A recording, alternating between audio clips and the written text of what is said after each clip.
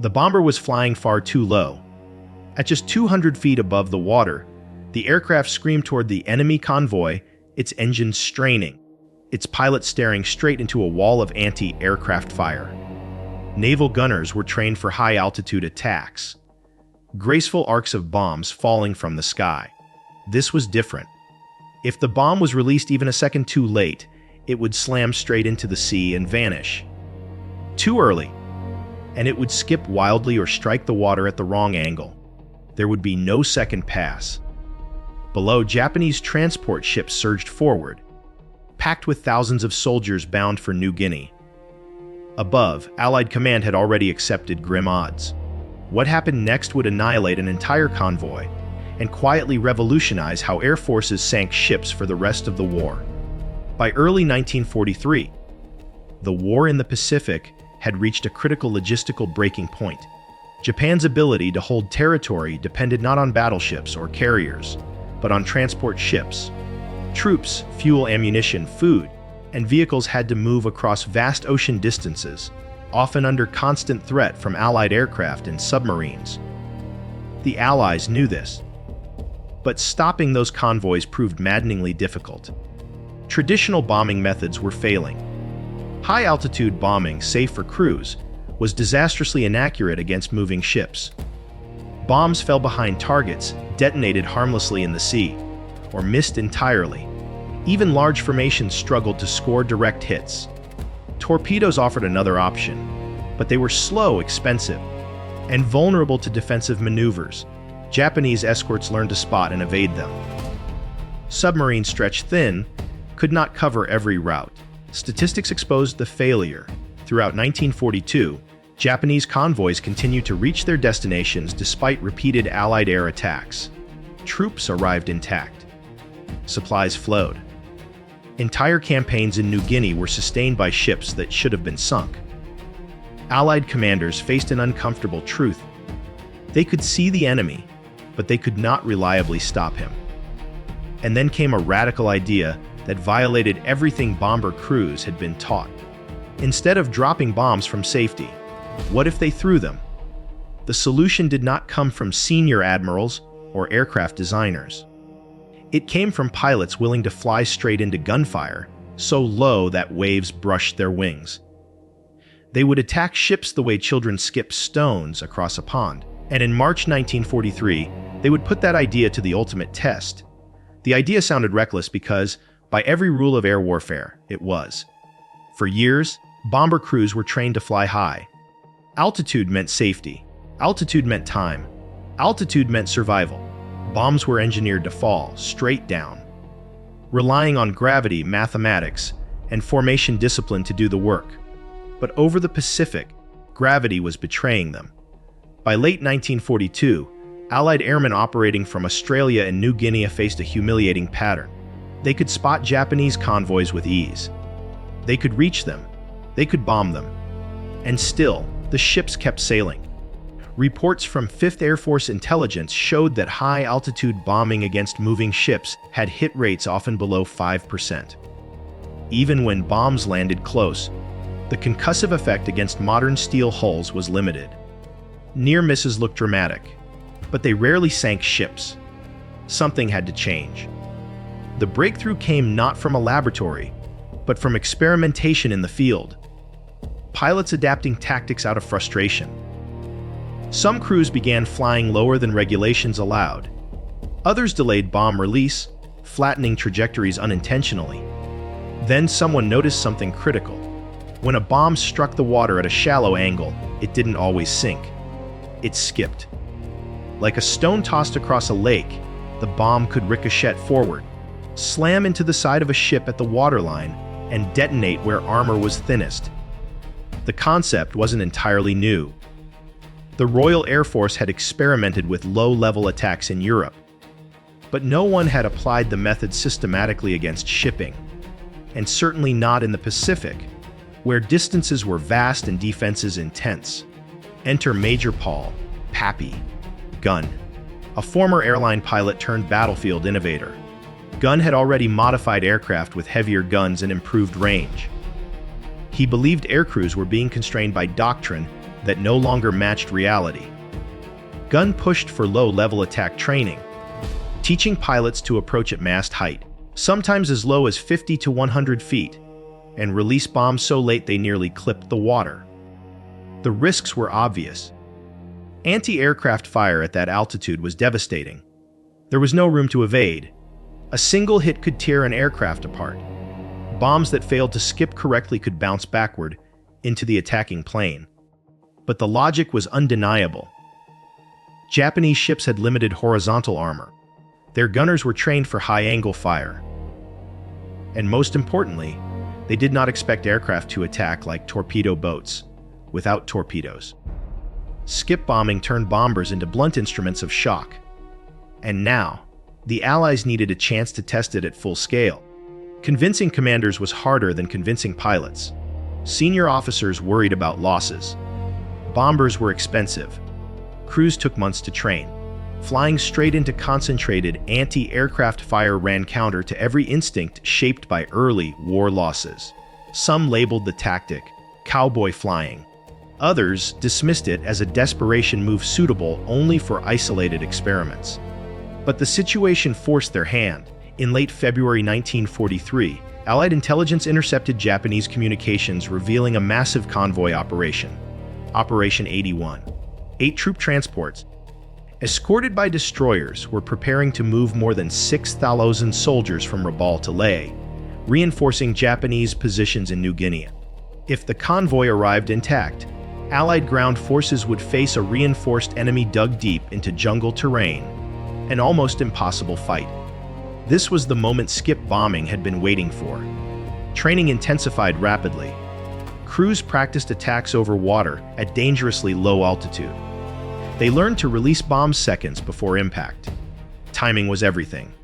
Too high, and the bomb plunged uselessly. Too low, and the aircraft risked catastrophe. Aircraft were modified.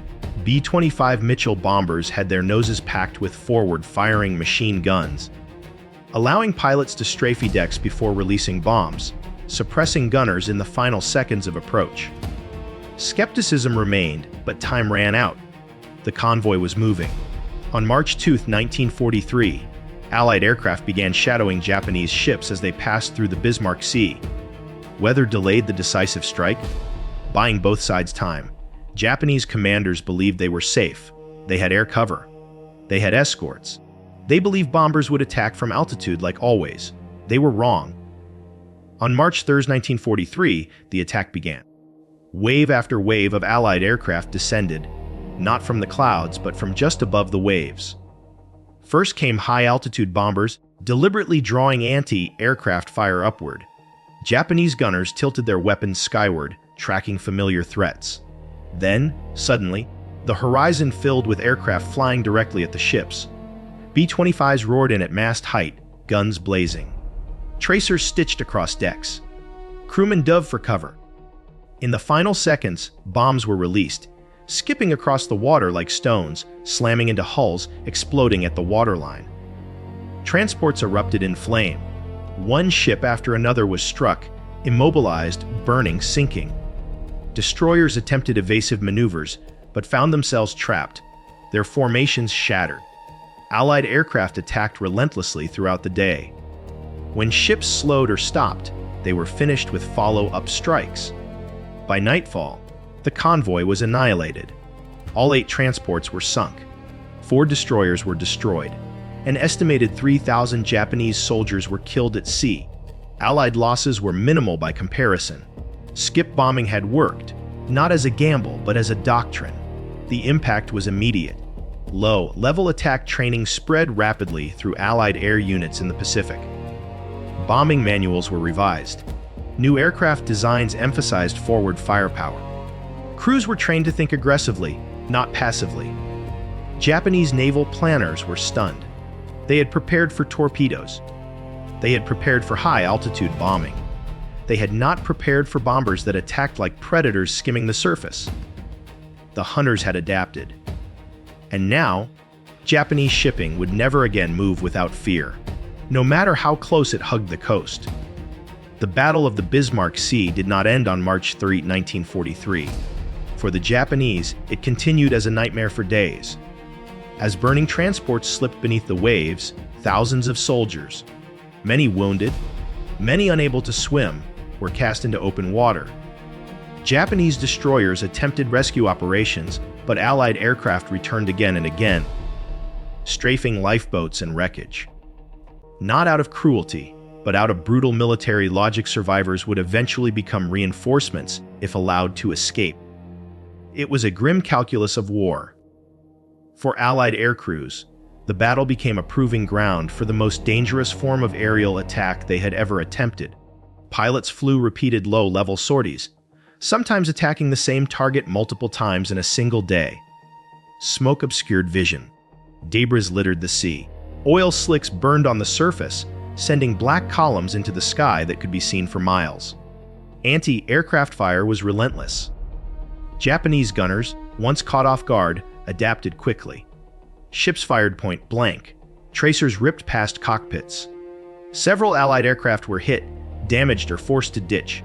But the damage had already been done. Each sinking compounded the chaos. Convoys lost formation. Escorts abandoned protection roles to rescue survivors. Command and control collapsed. By March 4, the Bismarck Sea was a graveyard. Japanese records later confirmed the loss of all 8 transports, carrying approximately 900 troops, along with 4 destroyers. Very few of the soldiers intended to reinforce Leh ever reached land. For the Japanese army, the loss was catastrophic. These were not expendable units. Many were trained veterans destined for frontline combat in New Guinea, an area where Japan already struggled to maintain supply lines against Allied air superiority. The consequences were immediate. Japanese ground forces at Leh would now fight without reinforcements, without sufficient ammunition, and without reliable resupply. Within months, Allied land campaigns would push them back relentlessly. But the battle's significance extended far beyond New Guinea. For Allied commanders, skip bombing was no longer experimental. It was decisive. Within weeks, similar low-level attack tactics were used across the Southwest Pacific. Shipping lanes once considered safe became death traps. Japanese commanders were forced to move convoys at night, disperse formations, and reduce loads, slowing logistics to a crawl. The air-sea balance had shifted. Aircraft were no longer just spotters or harassment tools against ships. They were executioners.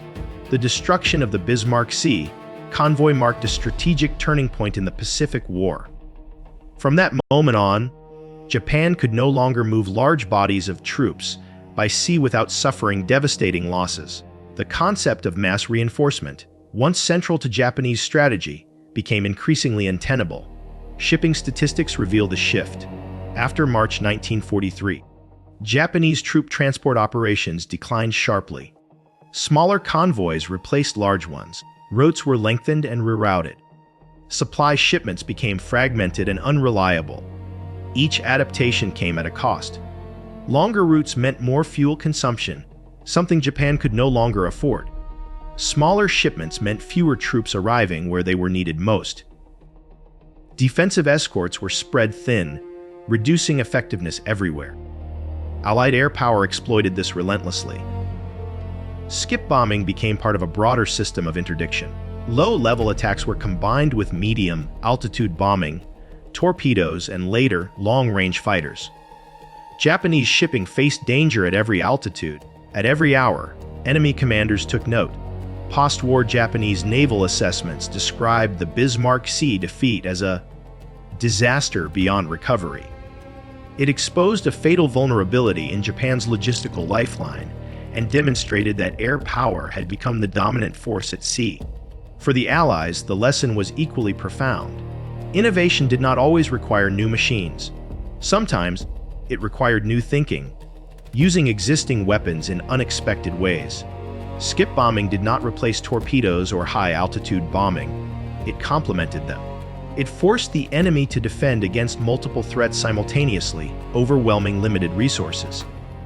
In strategic terms, it accelerated Japan's isolation. Isolated armies starved, isolated bases fell, and isolated command structures made fatal decisions in the fog of war. After the war, skip bombing faded quietly into history. Jet aircraft, guided munitions, and missile technology transformed air-sea combat. Precision replaced daring. Distance replaced proximity. But the philosophy behind skip bombing never disappeared. Modern doctrines emphasizing low-altitude penetration, suppression of defenses, and shock-based strikes trace their lineage back to these early experiments. The idea that surprise and audacity could compensate for risk remains foundational in military aviation. The men who pioneered skip bombing were not celebrated immediately. Pilots like Paul Gunn returned to obscurity, their contributions overshadowed by larger battles and famous generals. Their innovation had been born of necessity, not formal approval. Yet history has been kinder. The Battle of the Bismarck Sea is now studied in military academies as a case study in adaptive warfare. How rigid doctrine can fail, and how flexibility can decide campaigns. It stands as a reminder that technology alone does not win wars. People do. This story began with failure. Bombs that missed, convoys that survived, a war that refused to follow the rules written before it began. Skip bombing was not born from confidence. It was born from frustration, from pilots watching enemy ships sail away again and again, untouched. The solution demanded everything aviators were trained not to do. Fly lower, get closer, risk more, and when the moment came, throw the bomb, not from safety, but from point-blank range. At the Bismarck Sea, that gamble changed the war. An entire convoy was erased. A campaign was weakened. A strategic assumption collapsed. Japanese commanders learned that the sea was no longer a shield, even close to shore. But beyond the statistics lies something deeper. Young aircrews trusted an idea that had never been fully tested. Commanders accepted losses in pursuit of a necessary breakthrough. Men flew straight into gunfire, knowing that a single mistake meant death. This was not reckless bravery. It was adaptation under pressure. World War II was won not only by factories and fleets, but by individuals who refused to accept failure as inevitable, who looked at an impossible problem and asked a different question. What if we fight the war differently? If you enjoy deep, narrative-driven World War II history, stories that go beyond famous names and reveal how innovation and human decisions shaped the war, make sure to like this video and subscribe. These episodes are built from combat reports, pilot memoirs, and archival research to bring you the moments that changed history quietly, but decisively. Tell us in the comments which forgotten WWY innovation should we cover next. A covert sabotage mission, a desperate naval gamble, a single decision that altered an entire campaign.